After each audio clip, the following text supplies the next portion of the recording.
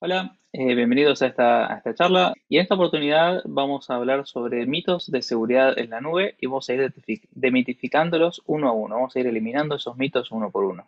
Mi nombre es Darío Golfar, soy arquitecto de soluciones de seguridad en Amazon Web Services para Latinoamérica. Primer mito, es lo mismo si está acá o está en la nube, el trabajo de seguridad es el mismo. Este es un mito y vamos a demitificarlo uno por uno, ¿sí? Hay más en la transformación digital que simplemente moverse de un data center hacia otro en la nube. ¿Sí? No estamos hablando de eso cuando hablamos de transformación en moverse a la nube, mucho más que eso en una migración a la nube. Y parte de eso también nos afecta en lo que es la seguridad. Cuando hablamos de seguridad, hay un modelo de responsabilidad compartida donde el cliente es responsable por la seguridad de sus cargas que tiene dentro de la nube, los trabajos que despliega sobre la infraestructura de AWS, y AWS es responsable por un lado, de proteger la infraestructura y también los servicios que ofrece. Pero además de eso, AWS no está solo llegando hacia su responsabilidad dentro de lo que es la seguridad de la nube, sino que también alertamos a nuestros clientes cuando detectamos que tienen credenciales que están comprometidas, que están en algún repositorio público como GitHub, o cuando hay algún movimiento anómalo dentro de sus cuentas. De repente se lanzaron muchísimas más instancias de las que se suelen utilizar. Ese tipo de cosas, AWS envía notificaciones proactivas a través de un correo a la dirección que tengan configurada en su cuenta. El punto aquí es, AWS tiene un equipo de seguridad 24/7 que está para ayudarlos previamente en el momento en el cual detectamos un incidente y también en la respuesta de un incidente. O sea, la nube no está solo defendiendo la seguridad de tus cargas y de tus datos.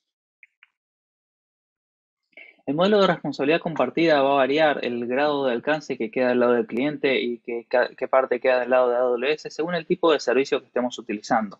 Cuando hablamos de servicios de infraestructura, entonces vamos a tener un menor nivel, va a ser distinto cuando tengamos servicios encapsulados o gestionados, y va a ser distinto también cuando tengamos servicios abstractos, como por ejemplo un serverless, un Lambda o alguna base de datos como DynamoDB. Veamos algún ejemplo en una base de datos. Por ejemplo, si desplegaran una base de datos en una infraestructura como servicio sobre EC2, entonces en ese caso AWS es responsable de la seguridad hasta lo que es la instalación del sistema operativo, o sea, todo lo que tiene que ver con el data center, que veremos un poquito más adelante, más a detalle. Y también llega hasta lo que es la instalación del sistema operativo y después de ahí el cliente es responsable por todas las tareas que tienen que ver con proteger, instalar ese motor de base de datos, protegerlo, proteger el sistema operativo. En cambio, cuando vamos a una base de datos gestionada, cuando estamos utilizando un servicio como por ejemplo Amazon RDS, ¿sí? Entonces ahí AWS instala el sistema operativo, pero también hace la gestión del sistema operativo, aplica parches a través de automatizaciones, con lo cual AWS nunca se olvida de parchar, hace hardening del sistema operativo, instala un anti-malware que es requerido por PCI, también ese anti-malware lo monitorea, lo actualiza, lo revisa que esté funcionando, que esté con las firmas actualizadas. Instala el motor de base de datos, va a instalar los parches que requiera la base de datos a lo largo del tiempo, va a hacer un hardening de configuraciones también al motor de base de datos. Ahí el cliente tiene la opción de configurar cifrado, escalabilidad, alta disponibilidad y los que son los backups de la base de datos. Simplemente le decimos quiero 7 días de backups y AWS se va a ocupar de todas esas operaciones como para que eso ocurra. Con lo cual, en estos casos, la responsabilidad de seguridad que queda del lado del cliente es muchísimo menor. Luego quedaría el crecimiento elástico y el control de acceso, que ahí se cubren un poco mejor cuando utilizamos servicios abstractos. Cuando utilizamos una base de datos como DynamoDB o algún almacenamiento de objetos como Amazon S3, entonces esas bases de datos lo que tienen es la capacidad de que ya están configuradas de entrada con múltiples zonas de disponibilidad, con lo cual la alta disponibilidad está dada por el servicio. Ya se realiza lo que es la escalabilidad automática, o sea, ustedes pueden ir agregando archivos en S3 y eso va creciendo elásticamente. Y lo que queda siempre del lado del cliente es el tema del control de acceso. Ustedes son los dueños de los datos, con lo cual ustedes deciden en quién puede acceder a qué dato. Segundo mito, la nube pública no es tan segura como infraestructura on-prem o nube privada. Vamos a ver cómo es la seguridad de la nube, cómo hace AWS su parte del modelo de responsabilidad compartida. Primero, dentro de lo que son los data centers de AWS hay barreras, hay controles de seguridad físicos que están acorde a las buenas prácticas, hay control de acceso multifactor, hay control, digamos, en distintos puntos, en lo que es en la entrada a la reja, en lo que es en la entrada al edificio, en lo que es la entrada la parte donde están los servidores, los centros, la parte del data center dentro del edificio. Tienen como distintos puntos de control de acceso, siempre con monitoreo, siempre con control de acceso multifactor y que estén dentro del data center solamente las personas que tienen una necesidad real de estar dentro de ese data center. Por ejemplo, cuando vamos a hacer el ingreso, una persona va a estar autenticándose con su credencial, otra persona le va a estar mirando detrás de un vidrio blindado, va a verificar si efectivamente tiene una necesidad de entrar al data center, si tiene ya hecho el chequeo de antecedentes y varias otras cosas más que nos requieren las distintas regulaciones con las cuales cumplimos. Y a partir de eso es que va a autorizar con su propio badge a esa persona para que acceda al data center. ¿Sí? Cualquier dato cualquier medio de almacenamiento que entre a un data center sale completamente destruido, hecho polvo, como ven en la foto. Si a AWS se le rompe un disco rígido, en lugar de reclamarle la garantía devolviéndole el disco anterior al fabricante, lo que hace es destruir el disco dentro del mismo data center. Tiene máquinas para dejarlo hecho polvo, como ven ahí. Y eso es parte de las políticas de seguridad que AWS ha implementado. Cada vez que un cliente nuevo le pide una política de seguridad, ya sea un cliente de militar o de banca que tiene requerimientos realmente muy exigentes, en esos casos AWS lo que hace es, cuando incrementa la línea base de seguridad, lo hace para toda la infraestructura de AWS. O sea, un cliente que está utilizando una free tier, una cuenta gratuita en una universidad, en cualquier parte del mundo, se beneficia de los controles de seguridad más estrictos que piden las organizaciones más demandantes. AWS realiza su parte del modelo de responsabilidad compartida eficientemente con pipelines de despliegue continuo, con despliegue de parches a través de automatizaciones, con procesos que están probados a gran escala, siempre manteniendo a los humanos lo más lejos posible de los datos, haciendo que los humanos solamente se ocupen en tareas de supervisión, pero que los procesos se realicen de modo automático, como para evitar cualquier error relacionado a lo que es un proceso que no lo realice bien un humano por error humano, e incluso también para mitigar riesgos relacionados a insider threat. El AWS aplica los más altos niveles de hardening y de auditoría, como mencionamos anteriormente, y la versión de seguridad que hace AWS gracias a su gran escala es mucho más grande que la que pueden realizar la mayoría de los clientes individualmente.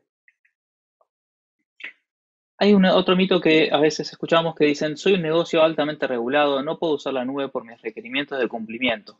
La realidad es que es completamente opuesto. Dentro de la nube es muchísimo más fácil dar cumplimiento a lo que son los estándares regulatorios, principalmente por cosas como que AWS ya hizo una gran parte de la labor en cuanto a lo que es la certificación de los distintos programas de seguridad en SOC 2 para todo lo que tiene que ver con procesos de seguridad, como por ejemplo verificar que cuando AWS destruye un disco, efectivamente lo hace de la manera correcta, como para que no pueda recuperar esa información. Cuando hablamos de ISO 27017 y los controles de la Cloud Security Alliance, son específicos para Cloud Security Providers, controles de seguridad ISO 27001 y varias que son requeridas por cada una de las regulaciones locales en cada país. Entonces, AWS ha logrado más de 200 certificaciones y acreditaciones de compliance, en las cuales ustedes se pueden apoyar descargando esos reportes desde AWS Artifact. Es un servicio gratuito que tienen disponible en la consola como para descargar esos reportes y apoyarse en esos reportes como para solo hacer el gap assessment entre lo que ustedes están desplegando dentro de la nube y lo que AWS ya certificó. O sea, verificar que sus cargas también son PCI compliant, IPA compliant o GPDR compliant, pero la infraestructura base de AWS ya está provista esa certificación como para que ustedes se apoyen en ella. Hay más de 2.600 controles de seguridad que son auditados anualmente en todos los data centers en todas las regiones.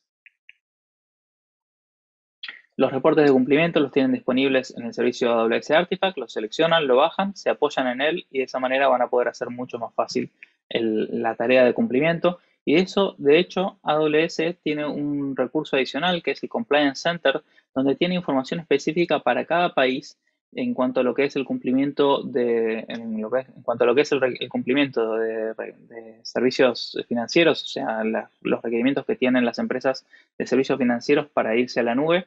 AWS ha analizado la legislación en cada uno de esos países y ha interactuado con cada uno de los reguladores que hay en los distintos países y les brinda esa información ya disponible. O sea, ustedes no están solos a la hora de responder a un regulador tampoco.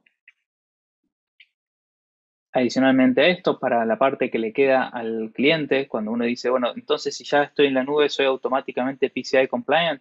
No, las cargas que ustedes despliegan dentro de las nubes también tienen que ser PCI compliant. con lo cual tienen que hacer una certificación de PCI independiente, pero como dijimos es mucho menor el alcance de esa certificación.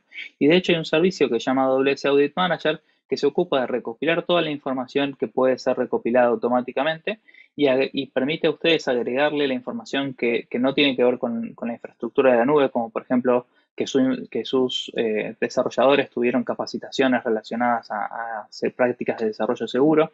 Cosas de esas ustedes las pueden subir adicionalmente al servicio AWS Audit Manager, de modo tal de que AWS Audit Manager produzca el reporte final que se le entrega al auditor con la información que recolectó automáticamente, más la información que ustedes le cargaron adicional a cada uno de los controles de PCI. Pero ya va a generar el reporte listo con todas las puntos de la auditoría, cómo tiene que cumplirlo. Y esto no solamente para PCI, sino también para múltiples otros frameworks de seguridad, como el Center for Internet Security, Foundations Benchmark y varias otras más que vemos aquí en pantalla. Adicionalmente a esto, pueden crear frameworks particulares si ustedes tienen que cumplir con una regulación local que tenga algunos puntos de chequeo particulares, también se pueden agregar dentro del Audit Manager como para facilitar la colección de esos recursos y producir el reporte más fácilmente. O sea, el mensaje aquí es, si tienen requerimientos de cumplimiento regulatorio, es más fácil cumplirlos en la nube, significativamente más fácil. Mito número 4. Cuando pongo mis datos en la nube, pierdo la propiedad de ellos y podría moverse a diferentes países. ¿Sí? Eso es completamente falso, completamente erróneo. Dentro de la nube siempre el cliente es el dueño de los datos, controla el acceso y la ubicación geográfica de esos datos. Cuando uno elige una región dentro de AWS, AWS nunca va a estar migrando los datos de una región hacia otra, salvo que el cliente explícitamente configure alguna migración, salvo que lo active directamente el cliente. O sea, AWS nunca va a mover los datos de una región hacia otra, porque la región está determinando también cuál es la residencia del dato, en qué país vive ese dato, que puede ser importante por temas regulatorios, ¿no? Siempre el cliente es el dueño del dato, controla quién accede y quién no accede a los datos, y hay trazabilidad sobre los datos, hay registros de auditorías que pueden utilizar dentro de AWS como para ver quién pudo acceder al dato y quién no. Mito número 5. Mi negocio requiere datos personales confidenciales, no puedo usar la nube. Es completamente errónea esa concepción. ¿Por qué? Porque dentro de la nube la protección de datos es algo que es muchísimo más sencillo de lograr que on-premise. Dentro de la nube hay servicios como S3 que ya vienen privados por defecto. O sea, cuando uno quiere abrir un servicio o quiere habilitar a alguien para que tenga acceso a un dato que está en S3, tiene que crear una política. Por defecto no tiene ningún tipo de acceso otorgado, ¿no? O sea, cuando uno crea el bucket está vacío en cuanto a lo que es políticas y uno va habilitando específicamente quién quiere otorgarle el acceso. Adicionalmente, hay un control adicional que es Block Public Access, el bloqueo de acceso público en los buckets S3, donde uno lo que puede hacer es bloquear a nivel cuenta, de modo tal de decir, si yo en toda esta cuenta no tengo ninguna necesidad de estar publicando nada al público en general, entonces puedo bloquearlo, que no haya ningún bucket que pueda salir hacia afuera en cuanto a lo que es permisos, y eso le gana a cualquier política que uno ponga dentro de los buckets, ¿sí? Tanto a nivel cuenta como a nivel público, a nivel bucket. Es decir, cualquier nueva cuenta que se crea tiene el bloqueo de cuenta y cualquier nuevo bucket que se crea dentro de una cuenta tiene ese bloqueo del acceso público a nivel bucket también. El cifrado es muy sencillo de configurar dentro de la nube. Todos los servicios dentro de la nube soportan cifrado del lado del servidor, o sea, es fácil simplemente seleccionar dentro de un combo cuál es la opción que ustedes quieren elegir en cuanto al tipo de llaves que quieren utilizar, si quieren utilizar una llave provista por AWS o quieren utilizar una llave que sea propia de ustedes en un Hardware Security Module como KMS, lo pueden hacer y pueden incluso configurar que cualquier nuevo archivo que se guarde dentro de un bucket por defecto ya tenga ese cifrado.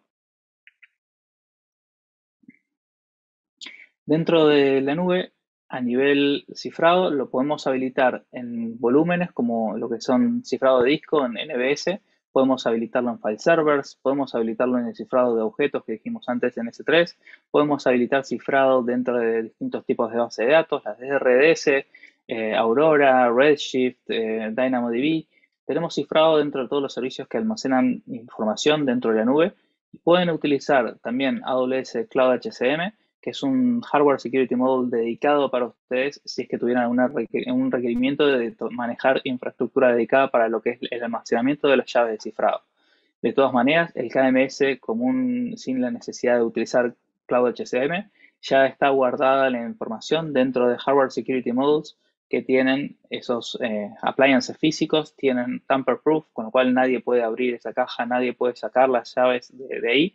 O sea, cualquier dato que ustedes cifran está realmente seguro y esas llaves no pueden salir de ese HCM. Ni siquiera administradores de AWS tienen una API para poder extraer llaves de ese servicio, con lo cual ustedes tienen la posibilidad de saber que cualquier dato que se encripta dentro de la nube está realmente seguro. Cuando utilizamos KMS, ustedes controlan la autenticación y la autorización. Ustedes pueden definir quién usa una determinada llave y quién no.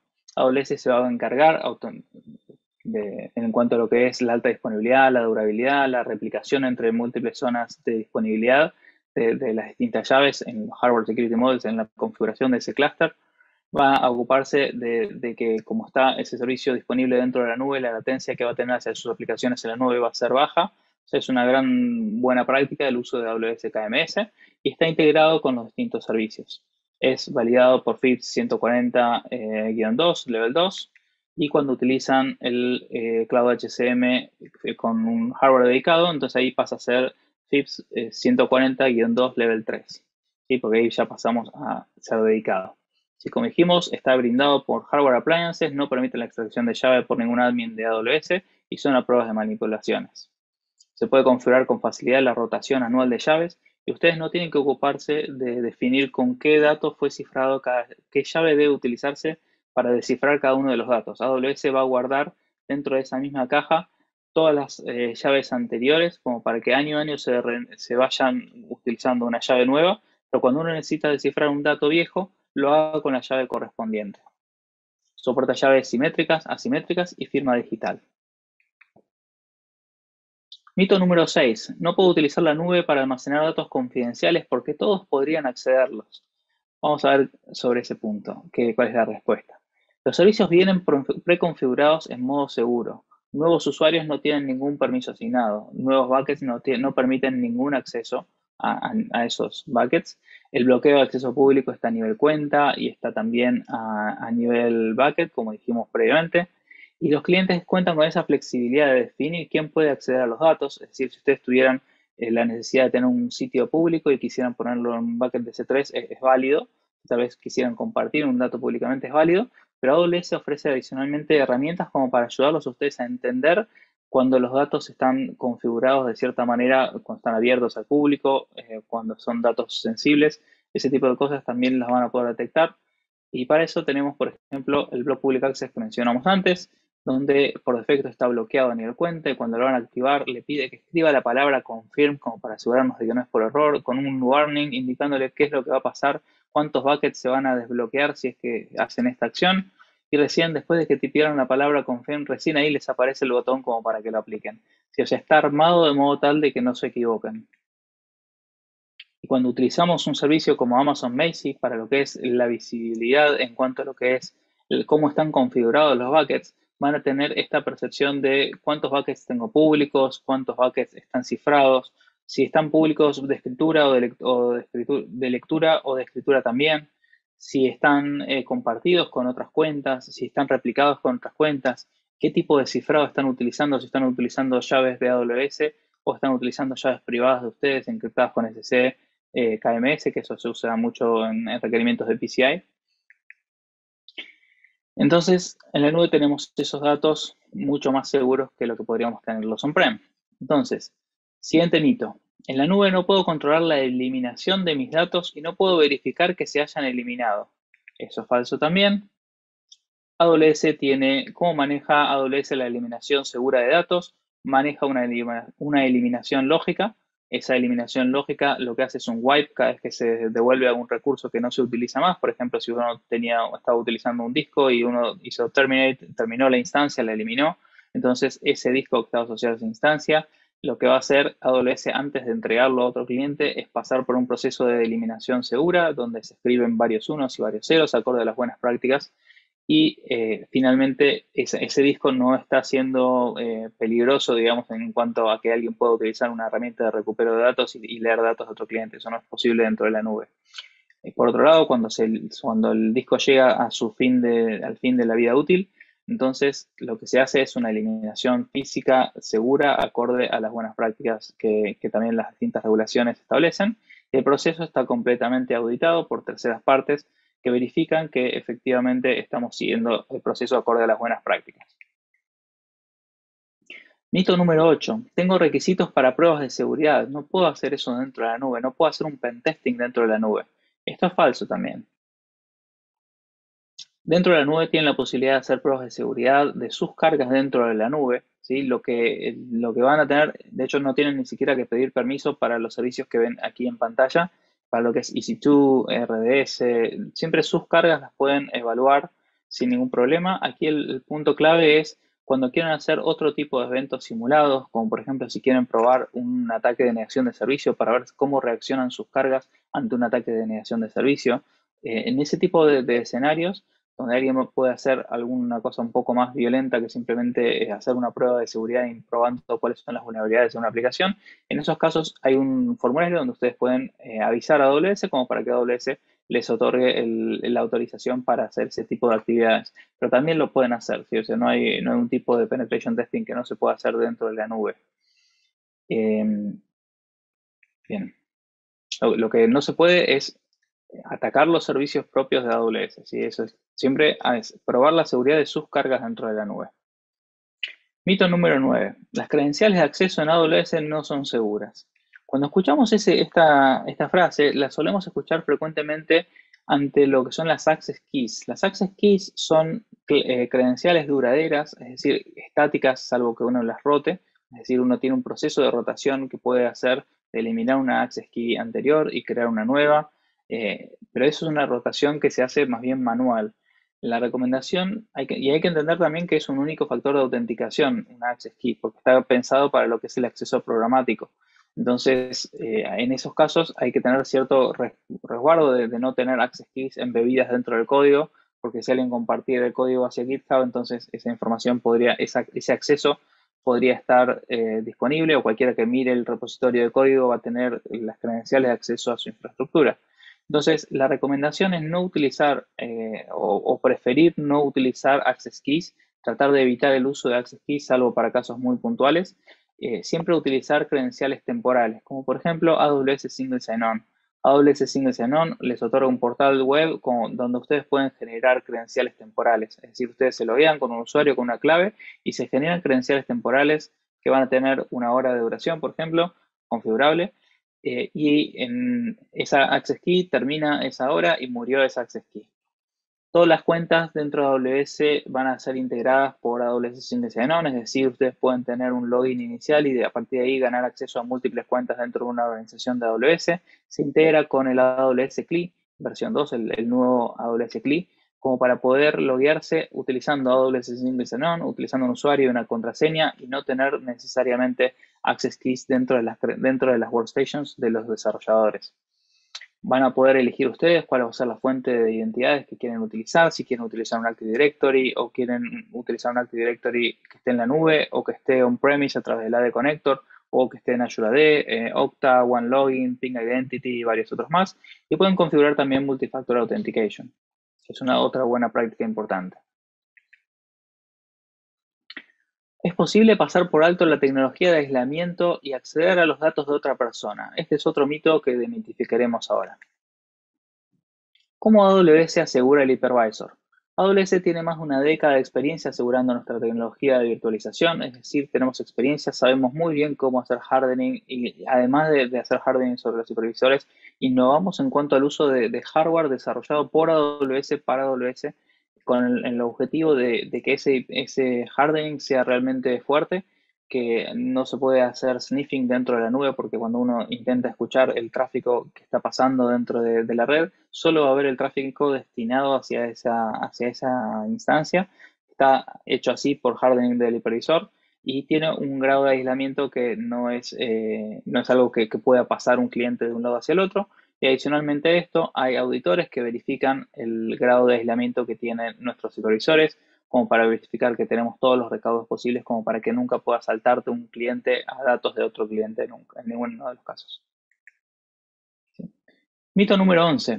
Los servicios serverless no son seguros porque se comparten entre clientes. Los servicios abstractos, serverless, son servicios que están armados con un grado de seguridad importante en cuanto a lo que es las múltiples capas de controles de seguridad que tienen, y siempre el hecho de que esté contenido dentro de un contenedor o dentro de una función, lo que hace es que no pueda justamente acceder a nada que esté por fuera de ese ambiente de ejecución. Entonces, el punto aquí es cuando uno utiliza servicios serverless, por un lado están contenidos y la superficie está controlada y hay control de acceso con IAM de qué es lo que pueden hacer esos servicios serverless, como por ejemplo un Lambda. Pero adicionalmente a esto tienen que entender que es algo muy importante, que el uso de los servicios serverless nos ayuda a mejorar nuestra postura de seguridad porque nos quita responsabilidad del lado del cliente. Menos responsabilidad del lado del cliente implica menor riesgo. AWS no se va a olvidar de parchar porque lo está haciendo a través de automatizaciones. Mito número 12. El gobierno puede acceder a mis datos en cualquier momento. ¿Sí? Eso es también completamente falso. AWS, veamos ahora cómo AWS maneja los pedidos de información. Primero que AWS valida los pedidos, es decir, no otorga información libremente porque lo pide un gobierno, sino que AWS aboga por la privacidad de nuestros clientes, siempre verificando que el pedido venga con una orden legal, válida, vinculante, o sea, que nos fuerce a nosotros a entregar información. Siempre AWS busca proactivamente notificar al cliente como para que pueda tomar esos resguardos.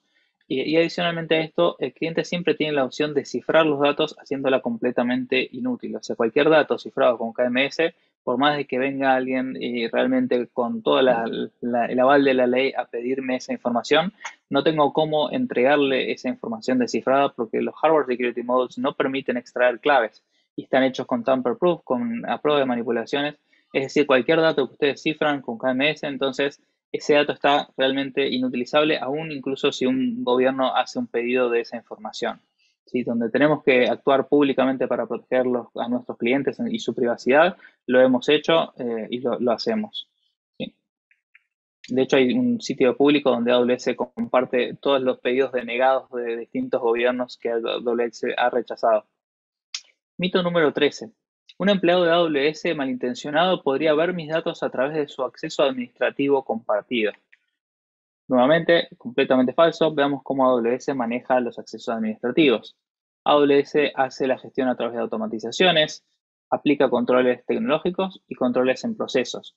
Cuando hablamos de los controles en cuanto a quién puede acceder a un determinado dato, en todo lo que es el acceso administrativo infrecuente para el acceso a los servicios, por ejemplo, para un troubleshooting, siempre hay controles estrictos entre una persona que está realizando la labor y también cualquier dato que puede involucrar el dato de cliente requiere una supervisión ejecutiva dentro de AWS. Es validado por auditores independientes de terceros, que ese es el proceso y que efectivamente así es como lo hacemos.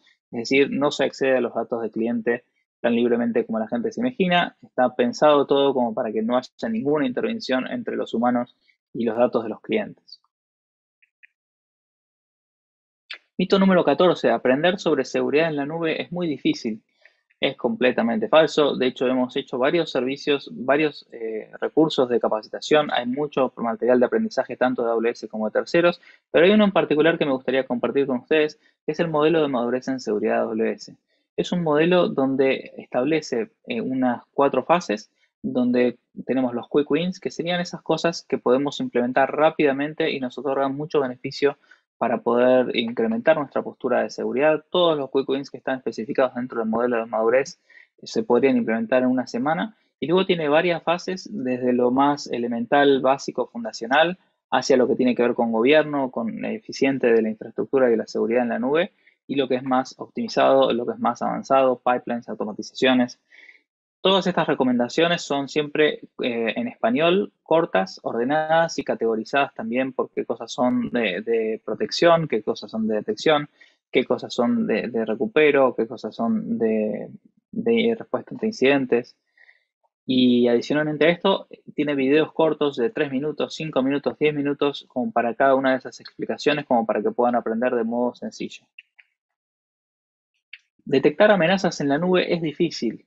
¿Sí? Esto es completamente falso, es bastante más sencillo dentro de la nube. De hecho, hay un servicio que se llama Amazon Guarduty y Amazon Guarduty literalmente se activa con un clic, no requiere la instalación de agente, no requiere el que tengan que hacer un trabajo previo dentro de la infraestructura, simplemente activan el servicio Amazon Guardduty y Amazon Guardduty va a estar analizando toda la metadata del tráfico, lo que llaman los VPC Flow Logs, similar a lo que serían los Netflows del on-premise. Va a analizar los pedidos a los DNS, lo que llaman los DNS Logs.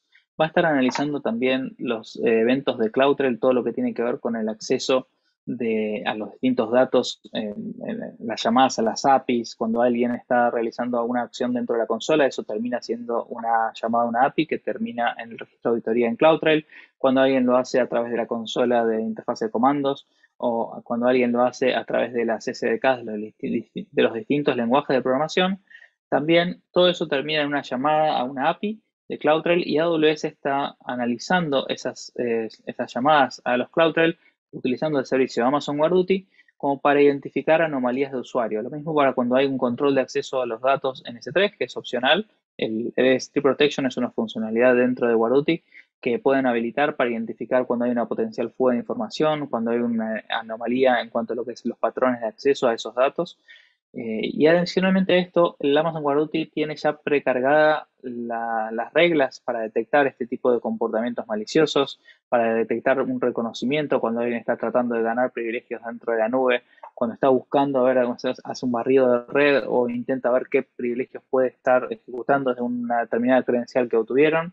Todo eso el Amazon Guardduty lo va a detectar, les va a avisar, va a estar priorizado por alto, medio, bajo como para que puedan identificar cuáles son las acciones que deberían tomar rápidamente alguna acción de remediación. Van a poder identificar cuando una instancia de ustedes se está comunicando contra una red de botnet, o sea, contra una botnet, contra un command and control, cuando está saliendo a través de conexiones anónimas como la red de Tor, cuando está haciendo minería de bitcoins, cuando hacen un lanzamiento inusual de instancias. Hay muchos casos donde ya está prearmada esa regla, tanto a través de reglas, tanto a través de machine learning, y adicionalmente a través de Threat Intelligence. AWS se ocupa de mantener listas de reputación de IPs dentro del servicio todo el tiempo como para que tengan esa inteligencia. Y a partir de ahí pueden tomar acciones de remediación, puede ser enviarlo hacia AWS Security Hub donde van a tener centralizados los hallazgos de seguridad, junto también con muchas cosas más que veremos ahora brevemente. Y también tiene la opción de tomar acciones de remediación automática, como por ejemplo si veo que hay una instancia que efectivamente se está comunicando contra un command and control, o sea que tiene un malware que está tratando de salir a internet a buscar a ver qué ataque puede lanzar. En esos casos podemos automáticamente disparar una acción de remediación que por ejemplo cambie los security groups y nos aísle esa instancia de modo sencillo y rápido. ¿Sí? También muchas automatizaciones más avanzadas como tomar snapshots, traer información de la instancia y todo eso se puede automatizar. Amazon Guardduty se activa con un clic, no requiere agentes, tiene inteligencia embebida, tanto en lo que es reglas como en reputación de IPs, y tiene un free trial de 30 días, que durante ese free trial ustedes pueden estimar cuál va a ser el costo que van a tener al mes próximo, les va a indicar cuál sería el consumo que hubieran tenido si no existiera ese free trial, como para que ustedes sepan exactamente cuánto les costaría Guardduty el segundo mes si lo dejan prendido. Mito número 16. En la nube es difícil saber si estoy alineado a las buenas prácticas o no. También completamente falso. Nada más fácil dentro de la nube. Hay un servicio que se llama AWS Security Hub donde pueden activarlo. También, de nuevo, toma minutos en activar. Simplemente es decir, quiero habilitarlo y decirle cuáles son los grupos de estándar que quiero que revise. Y automáticamente va a estar revisando las buenas prácticas que establece el Center for Internet Security, el CIS, en cuanto a lo que es cómo configurar su nube con AWS Foundations Benchmark. También las buenas prácticas que tienen que ver que son específicas para cargas que requieren PCI DSS. Y también buenas prácticas que AWS recomienda como prácticas fundacionales de seguridad. El AWS Security Hub, adicionalmente a proveer estos assessments, les va a dar las instrucciones detalladas para remediación de cada uno de esas faltas de alineamiento a las buenas prácticas y va a centralizar también los hallazgos de seguridad de otros servicios de seguridad como Inspector, como Macie, como Guardduty y como Firewall Manager, y de esa manera van a poder tener ese single pane of glass de dónde están todos los hallazgos de seguridad que requieren atención dentro de la nube. Mito número 17. La nube es solo para startups, no para empresas tradicionales. Completamente falso. Todo tipo de organizaciones están hoy en día aprovechando la nube de distintos tipos. Este es un screenshot del reInvent, donde vemos múltiples distintos tipos de empresas, desde media, financial, algunas más grandes, otras más chicas, de todo tipo. Y de hecho, cuando hablamos de más llegando a las regulaciones y todo lo que tiene que ver con instituciones financieras, también hay múltiples instituciones financieras que están utilizando el AWS, incluso dentro de la región. Entonces, algunas conclusiones. Dentro de AWS hay múltiples servicios de seguridad que están armados como para que los puedan aprovechar. Muchos de ellos son gratuitos, muchos de ellos tienen una capa gratuita, que esa capa gratuita, por ejemplo, cuando hablamos de servicios como Cognito, los primeros 50.000 usuarios activos por mes son gratuitos y recién a partir del 50.000 uno tiene costos. Es decir, está armado como para dar un amplio espacio de pruebas del servicio y recién luego de eso tienen costos también que son mucho más razonables que la mayoría de las soluciones de seguridad que uno encuentra en el mercado.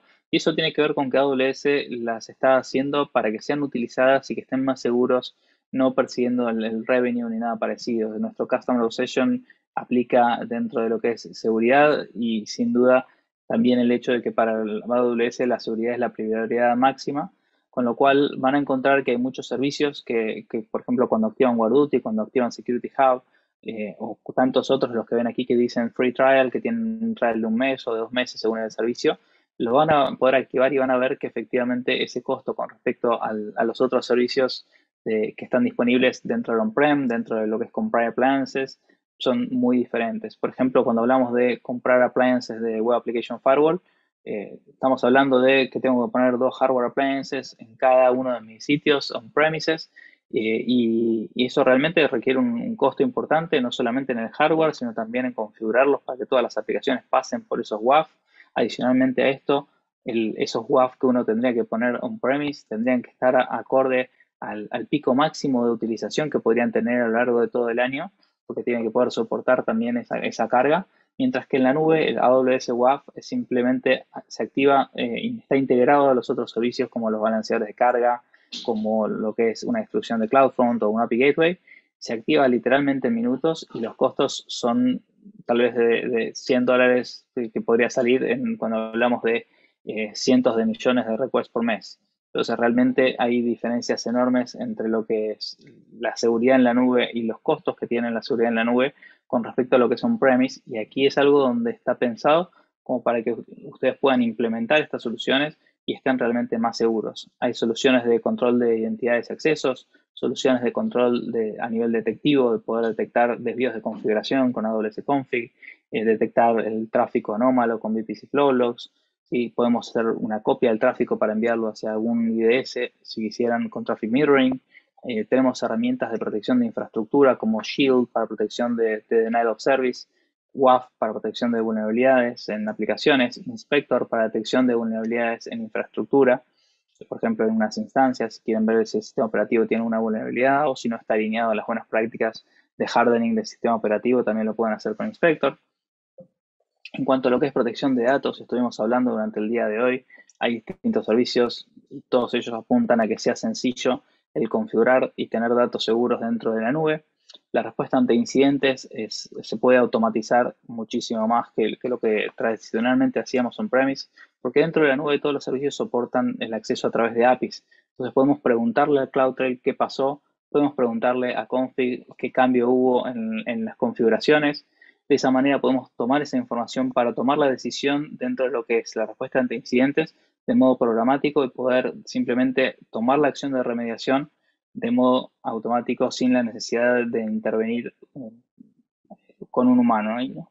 De hecho, AWS para lo que es la protección de su infraestructura tiene hoy en día un 96.4% de los incidentes de seguridad de la propia infraestructura de AWS se resuelven automáticamente sin intervención humana.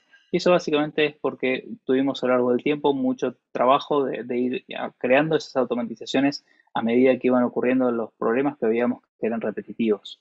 O sea, se puede lograr mucha automatización dentro de lo que es la seguridad dentro de la nube. A nivel compliance, se pueden apoyar en Artifact para descargar los reportes de cumplimiento de AWS y tienen un servicio AWS Audit Manager para lo que es probar cumplimiento de sus cargas también. Adicionalmente a esto, dentro del marketplace de AWS tienen más de 1.400 soluciones e imágenes de seguridad. Muchas soluciones ofrecen la modalidad de Pay as you go, lo cual ayuda mucho en seguridad en cuanto a lo que es la selección de las distintas herramientas que quieran utilizar. Si tienen que utilizar un anti-malware, por ejemplo, ahí podrían elegir entre una opción y otra, y si ven que no es un buen fit el que eligieron originalmente, pueden apagarlo, dejar de pagar por él y empezar a utilizar otro. Eso es una ventaja muy importante a nivel de seguridad. En la nube podemos alcanzar mejores niveles de seguridad con un menor costo operativo, gracias a el cumplimiento regulatorio que AWS ya hace, que solo tenemos que hacer un gap assessment en lo que es auditorías. Tenemos esos potentes servicios de seguridad con características que tienen bajo costo y son gratuitos. Tenemos un marketplace entero de soluciones para aprovechar. Tenemos una infraestructura construida para satisfacer los requerimientos más estrictos de organizaciones militares o banca. Tenemos un modelo de responsabilidad compartida que nos permite tener algún espacio libre como para tomar un café a pesar de que las amenazas siguen creciendo. Es decir, podemos gestionar esas amenazas de un modo más eficiente, trasladando parte de la responsabilidad hacia AWS utilizando servicios gestionados, y también tenemos un equipo de seguridad 24/7 para apoyarnos. AWS también tiene reducidos múltiples caminos de ataque y una mejor contención dentro de lo que es la infraestructura gracias al hardening, gracias a las VPCs, gracias a lo que es las subnets. Sí, está todo armado como para que ustedes puedan realmente configurar sus cargas de modo tal de que haya un buen aislamiento y que no se pueda pasar un ataque hacia otro lado, que no haya movimiento lateral. Muchas gracias por participar de esta charla. En esta oportunidad la abrimos a preguntas. Las dudas que tengan podemos contactarlos y ir respondiéndolas. Y adicionalmente dejo mis datos de contacto por si tienen alguna consulta. Si también pueden seguirme por redes sociales donde hago posts frecuentes sobre novedades de AWS, en particular de seguridad.